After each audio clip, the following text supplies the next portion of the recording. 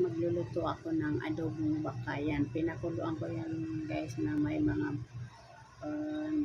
bawang at yan, sibuyas bombay at saka tanglad. Pagka lumambot na yung karne yan, tinanggal ko at linagyan ko na ng mga lamas yung karne.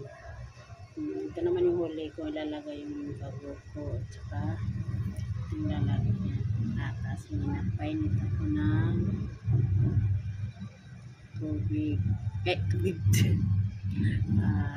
Mantika. Yan. Gigisa ko siya.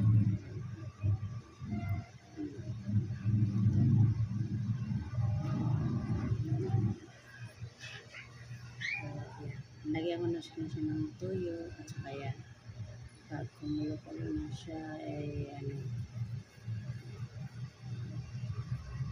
next ko na siya guys. Itong magluto yung mga malanaw. Yan. And then, linagay ko na rin yung carrots. Nagkamali ako. Dapat pala mauna yung carrots kasi matagal maluto yung patatas. Kaya, inuna ko ay yung pinagsabay ko pa talaga.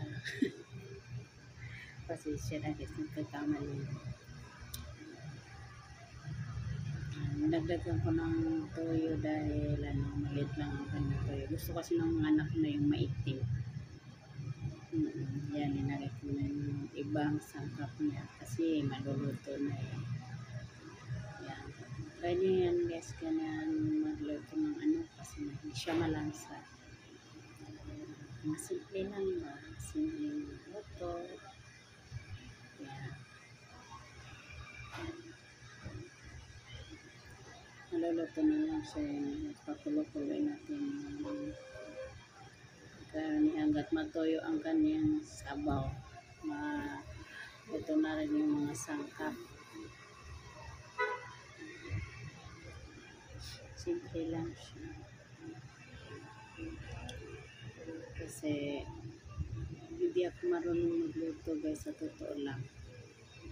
Inuhulan-hulaan ko lang. Yan, lagyan ko ng naw-naw. Kaya, yan, to na siya. Yung mga anak ko kasi, gusto nila yung maitim na karne yan. Tsaka gusto nila manghang. Ito na. Thank you for watching.